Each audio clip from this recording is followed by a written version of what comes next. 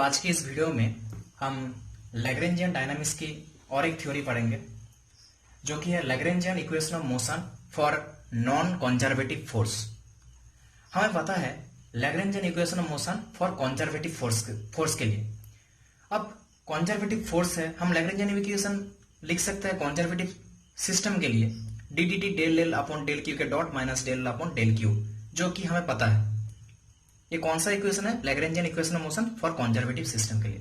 अब system conservative कब होगा, हम उसको कंजर्वेटिव कब बोलेंगे, नॉन कंजर्वेटिव कब बोलेंगे? अगर सिस्टम में जो फोर्सेस है वो अगर कंजर्वेटिव फोर्सेस है तो उसको हम कहेंगे कंजर्वेटिव सिस्टम और उस फोर्सेस को हम कहेंगे कंजर्वेटिव फोर्सेस। अगर सिस्टम में नॉन कंजर्वेटिव फोर्स होगा रहेगा तो उस सिस्टम को हम कह सकते हैं नॉन कंजर्वेटिव सिस्टम। अगर कोई भी सिस्टम में नॉन कंजर्वेटिव फोर्स है, अगर कोई system consist of non conservative है तो उस सिस्टम को हम क्या कह सकते हैं? Non conservative system. उस नॉन कंजर्वेटिव सिस्टम के लिए हम लैग्रेंजियन इक्वेशन ऑफ मोशन, इस इक्वेशन ऑफ मोशन को हम नहीं लिखेंगे क्योंकि ये इस इक्वेशन ऑफ मोशन किसके लिए है? लैग्रेंजियन इक्वेशन ऑफ मोशन किसके लिए है? ये इक्वेशन कंजर्वेटिव सिस्टम के लिए है। तो अगर हम एक सीधा एग्जांपल से ये सब बातें समझने की कोशिश करें तो क्या होगा? देखो, यहां पे एक इंक्लाइन प्लेन है और इस प्लेन में एक एम मास का, मान लो आप सपोज एम मास का एक पार्टिकल है, यहाँ पे एम मास का एक पार्टिकल है और इस इंक्लाइन प्लेन का इंक्लिनेशन एंगल कितना है? थीटा। अब मान लो ये पुली नीचे आ रहा है, कैपिटल एम मास का पुली है, ये ऐसे नीचे आ रहा है तो ये पार्टिकल किस तरफ जाएगा? इस तरफ जाएगा। अगर हम इस सिस्टम का लैग्रेंजियन इक्वेशन ऑफ मोशन निकालने के लिए कहेंगे तो आप पहले देखो कि सिस्टम कंजर्वेटिव है या नॉन कंजर्वेटिव है। अगर यहां पे फ्रिक्शनल फोर्स नहीं लग रहा है तो सिस्टम क्या है? कंजर्वेटिव। मतलब हम इस इक्वेशन के हेल्प से हम इक्वेशन ऑफ मोशन निकाल सकते हैं इस सिस्टम का। पर अगर हमें बोला जाए कि सिस्टम में इस तरह फ्रिक्शनल फोर्सेस है, फ्रिक्शनल फोर्स एक्ट कर रहा है, तो हम इस वाले इक्वेशन को नहीं लिखेंगे क्योंकि सिस्टम तब क्या हो गया? Non conservative force. तो नॉन कंजर्वेटिव सिस्टम हो गया। अब नॉन कंजर्वेटिव सिस्टम का, अब नॉन कंजर्वेटिव फोर्स का एक इजी एग्जांपल हमारे पास क्या है? Frictional force non conservative force है। तो चलो ये सब बातों को हम कहते हैं, अब लैग्रेंजियन इक्वेशन ऑफ मोशन हम लिख लेंगे नॉन कंजर्वेटिव फोर्स के लिए। ठीक है, हम देखते हैं कैसे इक्वेशन ऑफ मोशन आता है हमारे। तो पहले देखो Lagrangian equation of motion for conservative system के लिए ये होता है। अगर उसके हम कुछ बैक स्टेप में जाए जहां पे हमें मिला था the general formula of Lagrangian equation of motion, क्या था? D D T del T upon del Q के dot minus del T upon del Q K. यहाँ पे टी जो है वो टी क्या है? Kinetic energy. क्यू के क्या है? जनरलाइज्ड कोऑर्डिनेट है। और जी के क्या है? इस जी के को हम क्या कह सकते हैं? Generalised force. जनरलाइज्ड फोर्स क्या होता है? समेशन के का वैल्यू आप लिख सकते हो 1 to k। Generalised coordinate system में 1 to k तक जनरलाइज्ड कोऑर्डिनेट है तो हम k का वैल्यू लिख सकते हैं 1 to k। fi dot del R I vector upon del Q K, ये क्या है? ये फोर्स कौन सा फोर्स है? कंजर्वेटिव फोर्स, क्योंकि ये इक्वेशन ही तो है ना, कंजर्वेटिव सिस्टम का ही तो इक्वेशन है। उसको हम बैक स्टेप में जा रहे हैं। द जनरल फॉर्मूला जी के क्या है? fi dot del R I upon del Q K. तो इसको हम क्या कह सकते हैं? Conservative force. और इसको हम इस इक्वेशन में लिख सकते हैं। अगर सिस्टम में कंजर्वेटिव फोर्स है, कंजर्वेटिव फोर्स को हम कैसे लिख सकते हैं? फोर्स कंजर्वेटिव है तो माइनस ग्रेडियंट वी, ये क्या है? स्केलर। ये क्या है? स्केलर, एक स्केलर फंक्शन। वी क्या है? एक स्केलर फंक्शन है यहाँ पे। उसको हम अगर इस जीके के जगह, यहाँ पे एफ आई के जगह हम अगर माइनस ग्रेडियंट वी आई लिखते हैं और इस इक्वेशन को सॉल्व करते हैं तो हमारे पास जी के क्या आता है? Minus del V upon del Q K. फिर हम इस वैल्यू को यहाँ पे इस इक्वेशन को पुट करते हैं और हमारे लैग्रेंजियन इक्वेशन ऑफ मोशन आ जाता है कंजर्वेटिव सिस्टम के लिए। पर अब हम जो देखेंगे वो क्या होगा? Non conservative force. हमारे पास जो इक्वेशन ऑफ मोशन आएगा वो नॉन कंजर्वेटिव फोर्स के लिए होगा। तो देखते हैं। देखो, आसान से बात है, अगर सिस्टम में सिर्फ कंजर्वेटिव फोर्स है तो हम ये इक्वेशन लिखेंगे। जी के इक्वल्स क्या लिखेंगे? F I dot del R I vector upon del Q, क्योंकि सिस्टम में सिर्फ कंजर्वेटिव फोर्स है। मान लो अगर सिस्टम में नॉन कंजर्वेटिव फोर्स है, अगर सिस्टम में नॉन कंजर्वेटिव फोर्स है, तब हम जनरलाइज्ड फोर्स को क्या लिखेंगे? तब हमारे पास जो जनरलाइज्ड फोर्स आएगा, उस जनरलाइज्ड फोर्स का वैल्यू कितना होगा? जी के इक्वल्स टू हम लिखेंगे summation K equals to 1 to k। अब फोर्स हमारा सिर्फ कंजर्वेटिव फोर्स नहीं होगा, सिस्टम में और एक फोर्स ऐड होगा। क्या फोर्स? नॉन कंजर्वेटिव फोर्स, जिसको हम small F I ith particle के लिए स्मॉल एफ से डिनोट करते हैं। डॉट जो था del R I vector upon del Q K. हमारे जनरलाइज्ड फोर्स क्या आया? सिर्फ एफ आई नहीं, सिर्फ कंजर्वेटिव फोर्स नहीं, क्योंकि आप हमारे पास कौन सा फोर्स है और कौन सा फोर्स है? नॉन कंजर्वेटिव फोर्स है। तो टोटल फोर्स क्या हुआ? Conservative force plus non conservative force. तो जनरलाइज्ड फोर्स हमें अब मिल चुका है। अब इसको मैं डिवाइड कर सकता हूं, ऐसे लिख सकता हूं, इस टर्म को मैं ऐसे लिख सकता हूं, जी के इक्वल्स टू इस फोर्स को मैं ऐसे लिख सकता हूं, जी के इक्वल्स टू समेशन के 1 to k F I vector dot del R I vector upon del Q के प्लस, अब प्लस देखो इसको मैंने अलग कर दिया, summation K equals to 1 to k F I vector dot del R I vector upon del Q K. इसको मैं ऐसे लिख सकता हूं। जनरलाइज्ड फोर्स को मैंने क्या कर दिया? अलग अलग कर दिया। अब ये फोर्स क्या है? अब देखो ये फोर्स क्या है? कंजर्वेटिव फोर्स है। इसका वैल्यू मैंने निकाला था, यहां पे देखो इसका वैल्यू कितना आया? ये फोर्स क्या है? कंजर्वेटिव फोर्स है। तो इसका वैल्यू अगर मैं यहां पे लिख दूं माइनस ग्रेडियंट वी आई, तो हमारा क्या आएगा यहाँ पे? Minus del V upon del Q K. इसका वैल्यू क्या आएगा? देखो इसका वैल्यू क्या आया था? Minus del V upon del Q K. तो मैं इसका वैल्यू लिख दूंगा minus del V upon del Q K. और इस टर्म को, ये जो टर्म है, इसको मैं लिखूंगा जी के डैश्ड, जी के डैश्ड से मैं लिखूंगा। तो हमारे पास न्यू जी के कितना आया? न्यू जी के कितना आया? Minus del V upon del Q के प्लस जी के डैश्ड। ठीक है। अब हम क्या करेंगे? देखो अब हम ये जो वैल्यू आया यहां से हमारा, इसको मैं इस इक्वेशन में लिखूंगा, the general form of Lagrangian equation. उसमें हम इस वैल्यू को पुट करेंगे, D D T upon del T upon del Q के डॉट माइनस इस इक्वेशन में del T upon del Q के इक्वल्स टू जी के। पर जी के का वैल्यू क्या है? Minus del V upon del Q के प्लस जी के डैश्ड। ठीक है। और फिर हम इस डेल वी को इस तरफ लेके जाएंगे और हमारा लैग्रेंज, अब ये इक्वेशन आएगा, मतलब इस तरफ क्या आएगा? अगर हम डेल माइनस डेल वी को इस तरफ लेके जाते हैं, हमने किया था Lagrangian equation of motion for conservative system के लिए, जब हमने किया था यहाँ पे del minus del V upon del Q K आया था, तो इस तरफ हम लेके अगर जाए तो हम ये इक्वेशन ऐसा आएगा, डेल अपॉन डेल क्यू के dot minus del upon del Q K. पर यहाँ पे जीरो नहीं होगा, यहाँ पे जीरो नहीं होगा, यहाँ पे जीरो होता, पर यहाँ पे जीरो नहीं होगा, क्योंकि यहाँ पे और एक टर्म है जी के डैश्ड, जी के डैश्ड।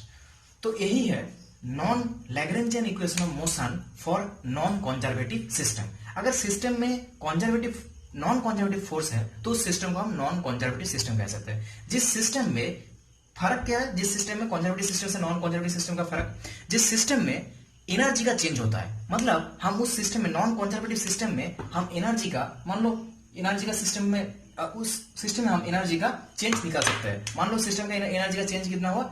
डी डब्ल्यू, और टाइम के रेस्पेक्ट में हम उसका चेंज निकाल सकते हैं, एनर्जी का चेंज। मतलब नॉन कंजर्वेटिव सिस्टम में एनर्जी का चेंज होता है, एनर्जी लॉस होता है टाइम के रेस्पेक्ट में, पर कंजर्वेटिव सिस्टम में एनर्जी क्या होता है? कंजर्व रहता है, क्योंकि वहां पे फोर्स कौन सा है? Conservative forces. और नॉन कंजर्वेटिव सिस्टम के लिए फोर्सेस क्या है? Non conservative forces. तो हमने नॉन कंजर्वेटिव सिस्टम में लैग्रेंजियन इक्वेशन ऑफ मोशन लिख दिया। तो अगर हमें इस इक्वेशन को हम अगर ध्यान से देखें, तो इस इक्वेशन में अगर हमको जी डैश का वैल्यू, इस इक्वेशन में अगर हमको जी डैश का वैल्यू पता चले या मिल जाए, तो हम इस इक्वेशन से एक नॉन कंजर्वेटिव सिस्टम में, एक सिस्टम में जो नॉन कंजर्वेटिव है, उसके लिए हम लैग्रेंजियन इक्वेशन ऑफ मोशन निकाल सकते हैं। तो चलिए वो हम करते हैं, कैसे करेंगे? तो मान लो नॉन कंजर्वेटिव फोर्स, सिस्टम में नॉन कंजर्वेटिव फोर्स है। सबसे इजी एग्जांपल क्या होगा? अगर हम मान लेते हैं सिस्टम में सबसे इजी एग्जाम्पल क्या होगा, अगर हम मान लेते हैं सिस्टम में फ्रिक्शन फोर्स है, वो एक नॉन कंजर्वेटिव फोर्स का एग्जाम्पल है। मान लो सिस्टम में किसी एक पार्टिकल है, आयत पार्टिकल, उस पार्टिकल का वेलोसिटी किस तरफ है, इस तरफ। अगर वेलोसिटी है इस तरफ, तो इसके इस डायरेक्शन में, ऑपोजिट डायरेक्शन पे इस आयत पार्टिकल के ऊपर जो फोर्स लगेगा वो क्या होगा, ऑपोजिट होगा, इस डायरेक्शन में लगेगा। इसका वेलोसिटी अगर इस डायरेक्शन पे है, तो जो फ्रिक्शनल फोर्स इस आयत पार्टिकल के ऊपर लगेगा इस डायरेक्शन पे होगा। तो हम कह सकते हैं कि सिस्टम पे फ्रिक्शनल जो फोर्स होगा वो प्रोपोर्शनल किसका होगा, इस पार्टिकल का वेलोसिटी के साथ, जिस डायरेक्शन में वेलोसिटी होगा।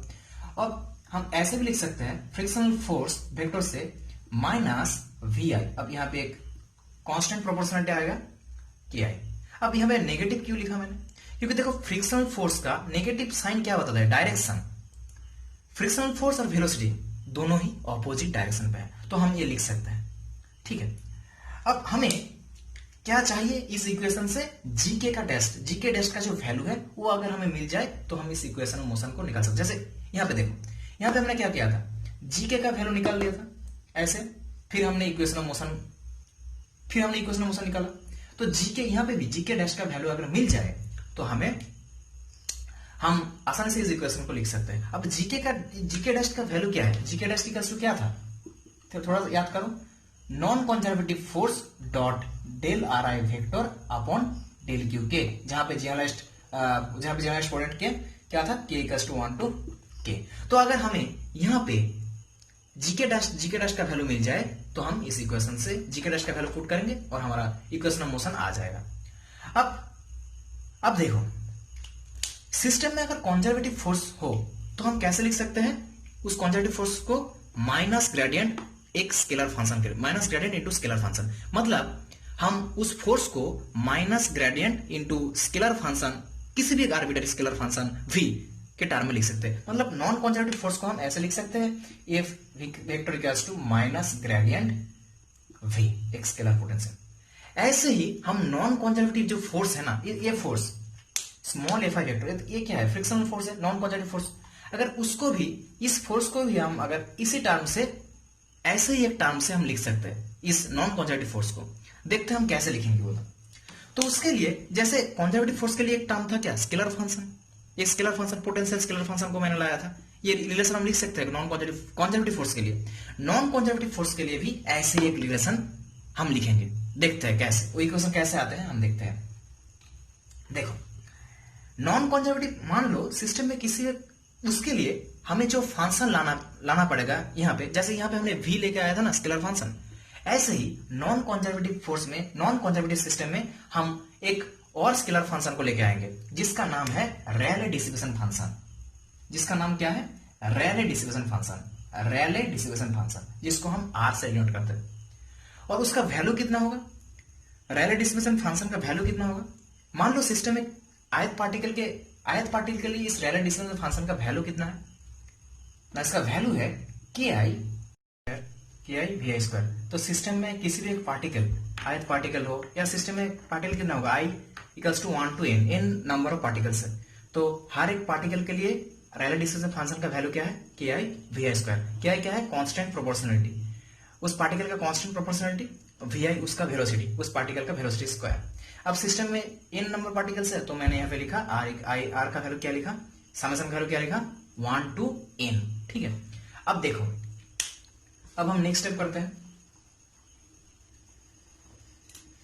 अब इस फोर्स को देखो ध्यान से, इस फोर्स को मैं मानता हूं कि फोर्स, ये जो फोर्स है, इस पार्टिकल को जो फोर्स लगा है एक्स डायरेक्शन पे, क्योंकि इस वेक्टर को मैं कितने डायरेक्शन में भाग सकता हूं, डिवाइड कर सकता हूं, एक्स वाई जेड। मैं सिर्फ एक्स डायरेक्शन पे इसका वैल्यू निकालता हूं, फिर सिमिलरली वाई डायरेक्शन पे, फिर सिमिलरली जेड डायरेक्शन पे मैं इसका वैल्यू निकाल सकता हूं। तो फिर एक्स डायरेक्शन के लिए इसका वैल्यू मैं निकालूंगा, तो क्या होगा, F X I equals to minus K I, और वेलोसिटी किस डायरेक्शन में होगा, वी एक्स आई, क्योंकि ये भी तो वेक्टर है, इसका भी मैं एक्स डायरेक्शन में वेलोसिटी निकालूंगा। फोर्स, जैसे फोर्स में इसका एक्स डायरेक्शन में लिया, वेलोसिटी भी इसका एक्स डायरेक्शन में मैं लूंगा, तो वी एक्स आई, हमारा v की कितना है, वी एक्स आई। ऐसे हम रेले डिस्ट्रीब्यूशन फंक्शन को भी ऐसे ही डिवाइड करेंगे। अब देखो, सिस्टम पे सिर्फ आयत पार्टिकल के लिए रेले डिस्ट्रीब्यूशन फंक्शन क्या होगा? रेले डिस्ट्रीब्यूशन फंक्शन आर के आई वी, अब इसका वी आई स्क्वायर, अब मैंने इसका भी क्या लिया? एक्स डायरेक्शन में लिया, तो वी एक्स आई। अब मैं वी एक्स आई स्क्वायर, और अगर हम रेले डिस्ट्रीब्यूशन फंक्शन को वेलोसिटी से डेरिवेटिव करें, वी एक्स आई आयत पार्टिकल के लिए एक्स डायरेक्शन की जो वेलोसिटी है उसके रिस्पेक्ट में अगर मैं रेले डिस्ट्रीब्यूशन फंक्शन को डेरिवेटिव करता हूं तो हमारे पास क्या वैल्यू आएगा? देखो के आई तो कांस्टेंट प्रोपोर्शनलिटी है, ये तो ऐसे ही रह जाएगा, और वी एक्स आई इसका डेरिवेटिव कितना होगा? इसका डेरिवेटिव कितना होगा? 2 वी एक्स आई। अब रेले डिस्ट्रीब्यूशन फंक्शन का वैल्यू होता है, सॉरी यहां पे मैंने एक गलती कर दी, हाफ होगा। सिस्टम में किसी भी एक पार्टिकल के लिए रेले डिस्ट्रीब्यूशन फंक्शन का वैल्यू कितना है? हाफ के आई वी आई स्क्वायर, ठीक है। तो यहाँ पे एक हाफ ऑलरेडी रहेगा, तो ये हाफ और ये 2 कट जाएगा आपस में, तो के आई वी एक्स आई, तो del are upon del V X I कितना आया? के आई वी एक्स आई। अब देखो इस चीज को अगर, तो के आई वी एक्स आई कितना आया? Del are upon del V X I, del V X I, ठीक है, डेल वी एक्स आई आया इक्वल्स टू आया के आई वी एक्स आई। तो यहां से मैं लिख सकता हूं F X I, small F होगा, F X I equals to minus, अब के आई वी एक्स आई की जगह मैं लिख सकता हूं del R minus del are upon del V X I, del V X I, ये मैं लिख सकता हूं यहां पे, ठीक है। अब देखो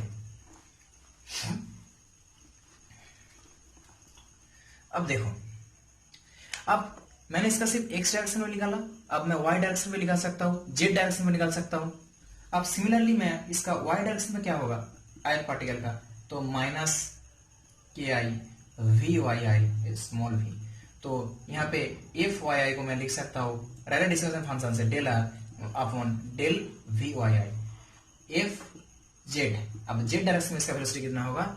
minus K I V Z I, F तो मैं लिख सकता हूं F Z I equals to minus del are upon del V Z I, ऐसे मैं लिख सकता हूं। तो अब देखो, तो फोर्स का मैं एक्स डायरेक्शन लिया, वाई डायरेक्शन पे लिया, जेड डायरेक्शन पे, तो अब मैं इसको वेक्टर टर्म में लिख सकता हूं, वेक्टर इक्वल्स टू क्या होगा? माइनस, अब देखो एक्स डायरेक्शन में मैंने इसका वैल्यू निकाला, वाई डायरेक्शन में मैंने इसका वैल्यू निकाला, जेड डायरेक्शन पे तो इसको मैंने वेक्टर टर्म में लिखा, अब इक्वल्स टू कितना होगा?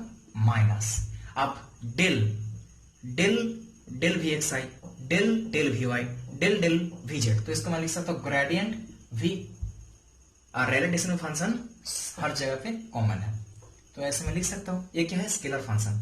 देखो हमें इस चीज को ही लाना था, जैसे हमने कॉन्जर्वेटिव सिस्टम में लिखा इस फोर्स को, कॉन्जर्वेटिव फोर्स, अगर सिस्टम में कॉन्जर्वेटिव फोर्स है तो हम उसको ग्रेडियंट क्या लिख सकते हैं? माइनस ग्रेडियंट और एक स्केलर फंक्शन, ऐसे रिप्रेजेंट कर सकते हैं। ऐसे ही हमने नॉन कॉन्जर्वेटिव फोर्स को ग्रेडियंट माइनस ग्रेडियंट और एक स्केलर फंक्शन जिसका नाम है रेले डिस्ट्रीब्यूशन फंक्शन, इसका वैल्यू कितना होता है सिस्टम में किसी एक पार्टिकल के लिए, मान लो सिस्टम में आयत पार्टिकल है तो उसके लिए इसका वैल्यू कितना होगा? हाफ उसका कांस्टेंट प्रोपोर्शनलिटी के आई वी आई स्क्वायर, जो मैंने पहले बताया था। तो ऐसे ही जो हमारा उद्देश्य था फोर्स निकालना, फोर्स को कैसे रिप्रेजेंट करेंगे हम? किसी भी एक स्केलर फंक्शन ग्रेडियंट इनटू किसी भी एक स्केलर फंक्शन, ऐसे ही कॉन्जर्वेटिव फोर्स को जैसे हम रिप्रेजेंट करते हैं इस फोर्स को भी हम ऐसे ही रिप्रेजेंट करेंगे, ठीक है। तो अब हमारा जेनरलाइज्ड फोर्स का वैल्यू निकल जाएगा यहां से, अब हमारा जेनरलाइज्ड फोर्स का वैल्यू निकल जाएगा यहां से। तो देखते हैं हम, तो सिस्टम में नॉन कॉन्जर्वेटिव फोर्सेस के लिए, अगर सिस्टम नॉन कॉन्जर्वेटिव है तो हमने इक्वेशन ऑफ मोशन क्या लिखा था लैग्रेंजियन का? D dt del L upon del Q के dot minus del L upon del Q के equals to ji k test. अगर हम जी के का टेस्ट वैल्यू हमें मिल जाए तो हम इक्वेशन ऑफ मोशन लिख सकते हैं। तो उस जीके का टेस्ट वैल्यू के लिए हमें जीके टेस्ट वैल्यू क्या था? Summation K equals to 1 to K F I vector dot del R I vector upon del Q K, ये क्या था? Non conservative force. तो उसका वैल्यू मैंने निकाला, यहाँ पे देखो नॉन कंजर्वेटिव फोर्स को एक स्केलर फंक्शन के टर्म में मैंने लिखा। जैसे कंजर्वेटिव फोर्स को हम लिखते हैं, ऐसे ही नॉन कंजर्वेटिव फोर्स को हम रेले डिस्ट्रीब्यूशन फंक्शन से लिखा, एक स्केलर फंक्शन से। इसका वैल्यू मैंने यूज किया यहाँ पे minus gradient V R dot del R I upon del Q K. अब देखो इसके जगह हम लिखेंगे, ये क्या था, del R I vector upon del Q K, इसके जगह हम लिखेंगे del R I dot vector upon del Q के डॉट। कैसे लिखेंगे, हमें पता है, हम जब लैग्रेंजियन इक्वेशन ऑफ मोशन को डिराइव किए थे तब हमने देखा था कि आर जो पोजीशन है वो पोजीशन एक्चुअली किसका फंक्शन है, जनरलाइज्ड कोऑर्डिनेट एंड टाइम का फंक्शन है। वहां से अगर हम उस टर्म को डेरिवेटिव करूं, इस आर को, इस पोजीशन का अगर मैं डेरिवेटिव करूं तो क्या आएगा, del are upon del Q one into D Q one, partial derivative है ये, del are upon del Q two into D Q two plus del are upon del Q K into D Q के plus del are upon del T into D T. फिर इस term का अगर मैं time के साथ derivative करूं तो क्या आएगा, summation K equals to 1 to K del are upon del Q K into Q के dot plus del are upon del T, ये आएगा। तो इसको मैं क्या लिख सकता हूं, D R upon D T को मैं लिख सकता हूं R vector dot, R vector dot लिख सकता हूं, टाइम के रिस्पेक्ट डेरिवेटिव, मतलब इस पोजीशन का, ये पोजीशन क्या होगा, वेलोसिटी हो जाएगा। फिर उस वेलोसिटी का अगर मैं डेरिवेटिव करूं with respect to d d d Q के dot, d r vector upon d Q के डॉट, क्यू के डॉट डी क्यू के डॉट के रेस्पेक्ट में अगर मैं वेलोसिटी करूंगा तो ये टर्म क्या है, कांस्टेंट है, इसका डेरिवेटिव 0 आ जाएगा, इसका डेरिवेटिव क्या आएगा, 0 आएगा, और इसका डेरिवेटिव क्या होगा क्यू के डॉट का रेस्पेक्ट में, तो del are upon del Q K होगा। पर यहां पे समेशन क्यों नहीं लिखा मैंने, देखो सिस्टम में मान लो जनरलाइज्ड कोऑर्डिनेट के का वैल्यू 1 टू के है, मतलब जनरलाइज्ड कोऑर्डिनेट कितना है, q1 q2 q3 q के तक है, उसका वेलोसिटी कितना होगा, generalised velocity q1 dot q2 dot dot dot q K dot. हमने इस पूरे टर्म को किसके रेस्पेक्ट में डेरिवेटिव किया, q के डॉट के, मतलब हमने यहां पे q के डॉट के रेस्पेक्ट में इस पूरे टर्म को डेरिवेटिव किया। इसका मतलब हमने एक जनरलाइज्ड कोऑर्डिनेट को यहां पे फिक्स कर दिया, सिर्फ q के, यहां तक, यहां के जो जनरलाइज्ड वेलोसिटी है q1 डॉट q2 डॉट, इससे हमें कोई मतलब नहीं है। हमने एक जनरलाइज्ड कोऑर्डिनेट से, जनरलाइज्ड कोऑर्डिनेट का वेलोसिटी से इस पूरे होल टर्म का डेरिवेटिव किया। इसका मतलब हम इस फंक्शन को, ये जो अंदर का जो फंक्शन है उसको हमने एक ही जनरलाइज्ड कोऑर्डिनेट पे फिक्स कर दिया, ठीक है। इसलिए हमने समेशन नहीं लिखा, क्योंकि हमने सिर्फ एक ही जनरलाइज्ड कोऑर्डिनेट के रेस्पेक्ट में इसका डेरिवेटिव किया, वेलोसिटी के रेस्पेक्ट में इसका डेरिवेटिव किया। तो देखो हमारा क्या आ जाएगा, del R vector upon del Q के डॉट इक्वल्स टू आ जाएगा del are upon del Q K. तो यहाँ पे अगर सिस्टम में हम अगर आयत पार्टिकल के लिए लिखें तो यहाँ पे पोजीशन क्या होगा आयत पार्टिकल का, आर आई, तो del R I dot vector by del R I del Q के डॉट इक्वल्स टू क्या लिख सकते हैं हम, del R I upon del Q K. तो यहाँ पे क्या था, del R I upon del Q K, इसके जगह हम ये वैल्यू यूज कर सकते हैं। तो क्या मैं इस वैल्यू को लिख सकता हूं यहाँ पे, del R I dot vector upon del Q के डॉट। तो हमारा जी के डैस्ट का वैल्यू यहां से आ गया हमारा वैल्यू, ठीक है। अब देखो, अब हम ये जो दोनों टर्म है ना, अब हम इन दोनों टर्म सेम है, देखो इन दोनों टर्म को कैंसिल कर सकता है, del R I dot vector, del R I dot vector, दोनों को हम कैंसिल कर सकते हैं। तो हमारे जी के डैश का वैल्यू क्या आएगा, summation K equals to 1 to K minus को बाहर निकालेंगे हम, del are upon del Q के डॉट, हमारा जो वैल्यू आएगा ये आएगा। अब मान लो सिस्टम में हम किसी एक पार्टिकल को कंसीडर करते हैं, किसी एक पार्टिकल, हम सिस्टम में आयत पार्टिकल को कंसीडर करते हैं और उसका जनरलाइज्ड फोर्स है क्यू के, सिर्फ एक ही पार्टिकल, उसका जनरलाइज्ड फोर्स क्यू के। हमने यहाँ पे जनरलाइज्ड कोऑर्डिनेट को फिक्स कर दिया और पार्टिकल कितना लिया, सिर्फ एक, मतलब इस समेशन से हमने कितना पार्टिकल लिया, एक पार्टिकल, और मान लेते हैं उसका जनरलाइज्ड कोऑर्डिनेट क्या है, क्यू के। तो ये समेशन हट जाएगा, क्या आएगा यहाँ पे, del are upon del Q के डॉट। तो जी के डैश का वैल्यू भी हमने निकाल लिया। अब जी के डैश का वैल्यू हमें पता चल गया, तो इस equation of motion for non conservative force का हम डिराइव कर सकते हैं। क्या होगा, यहां से हम लिख सकते हैं क्या होगा वो equation, d D T del L upon del Q के dot minus del L upon del Q के equals to ji k dash, मतलब minus del are upon del Q के डॉट, ठीक है। इसका वैल्यू हम निकाल लिया। अब इसको मैं इस तरफ लेके आऊंगा, d D T del L upon del Q के dot minus del L upon del Q के plus del are upon del Q के डॉट इक्वल्स टू 0। देखो ये हमारा क्या हुआ, नॉन कंजर्वेटिव सिस्टम में अगर फ्रिक्शनल फोर्स है तो हम कैसे जीके डैश का वैल्यू निकाल ला, उसके बाद जीके डैश का वैल्यू हमने यहाँ पे पुट किया, फिर हमारा इक्वेशन ऑफ मोशन तैयार हो गया। अब देखो मैंने यहाँ पे बताया था तो ये इक्वेशन ऑफ मोशन मैंने लिख दिया यहाँ पे। अब कुछ और है, ये जो सिस्टम है, ये सिस्टम कौन सा सिस्टम है, नॉन कंजर्वेटिव सिस्टम है। तो इस सिस्टम में मैंने बताया था पहले शुरुआत में ही मैंने बताया था ये कि फॉर नॉन कंजर्वेटिव सिस्टम वहां पे एनर्जी क्या होता है, कंजर्व नहीं होता है। टाइम के रिस्पेक्ट में एनर्जी क्या होता है, चेंज होता है टाइम के रिस्पेक्ट में। तो हम उसका वैल्यू निकाल सकते हैं। मान लो जो नॉन कंजर्वेटिव सिस्टम में एनर्जी का चेंज कितना हुआ, एनर्जी का चेंज हुआ dW। अब एनर्जी का क्या होता है, फोर्स इनटू डिस्प्लेसमेंट। अब फोर्स कौन सा फोर्स है, यहाँ पे फ्रिक्शनल फोर्स है, और डिस्प्लेसमेंट मान लो डेल आर आई वेक्टर। एक पार्टिकल का डिस्प्लेसमेंट अब मान लो डेल आर वेक्टर, ठीक है। अब हम दूसरी तरफ से, अब सिस्टम में अगर बहुत सारे पार्टिकल हो, मतलब इसको हम समेशन के अंदर लिख सकते हैं, I = 1 to n, ठीक है। सिस्टम में बहुत सारे पार्टिकल हो तो उसके ऊपर फोर्सेस भी लगेंगे, उसके ऊपर भी तो फोर्सेस लगेंगे, तो हमारा इक्वेशन ए आएगा। अब देखो यहां पे हम नेगेटिव मार्क लेंगे, क्योंकि work done against frictional force, तो एगेंस्ट है मतलब नेगेटिव साइन आएगा। अब मैंने क्या बोला कि टाइम के रिस्पेक्ट में इस एनर्जी का चेंज होता है फॉर नॉन कंजर्वेटिव सिस्टम के लिए, क्योंकि एनर्जी कंजर्व नहीं है वहां पे। तो मैं टाइम के रिस्पेक्ट में इसका कितना चेंज हो रहा है ये मैं देखूंगा। तो जितना चेंज, मान लो स्मॉल चेंज हुआ dt रेस्पेक्ट टाइम पे, तो मैं डेरिवेटिव करूंगा उसका, तो यहां पे भी dt लग जाएगा। तो कितना आएगा यहाँ पे, अगर मैं यहाँ पे वैल्यू देखूंगा तो कितना आएगा। अब देखो इस फोर्स को वैल्यू हमें पता है, ये जो Fi है फ्रिक्शनल फोर्स, इसका वैल्यू हमें पहले से ही पता था, -KI/VI, ठीक है। तो यहाँ पे मैं इसका वैल्यू पुट करूंगा KI/VI।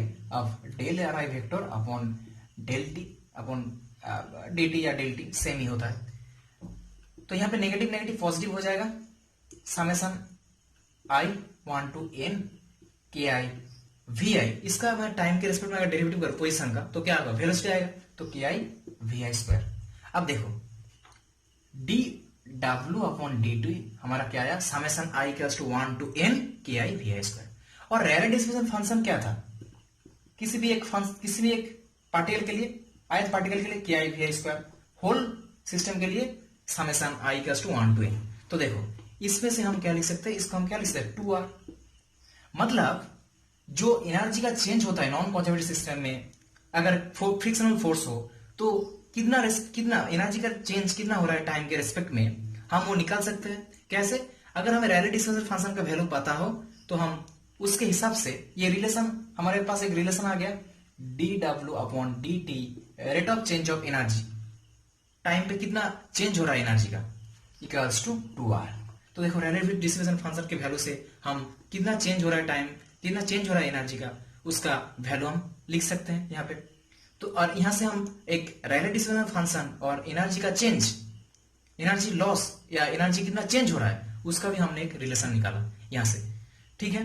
तो ये था आज का topic, Lagrangian equation of motion for non conservative forces. हमने नॉन कंजर्वेटिव फोर्सेस के इक्वेशन भी निकाला, और कैसे रेले डिस्ट्रीब्यूशन फंक्शन क्या है, उसका एनर्जी का सिस्टम, नॉन कंजर्वेटिव फोर्सेस के जो एनर्जी चेंज होता है टाइम के रेस्पेक्ट में, उसके साथ रिलेशन भी हमने निकाला। अगर हमें रेले डिस्ट्रीब्यूशन फंक्शन का वैल्यू पता हो तो हम कितना एनर्जी चेंज हो रहा है सिस्टम में वो निकाल सकते हैं इस रिलेशन की मदद से, ठीक है। तो वीडियो अगर अच्छा लगे तो लाइक करना, कमेंट शेयर करना और चैनल को सब्सक्राइब करना ना भूलना, ठीक है।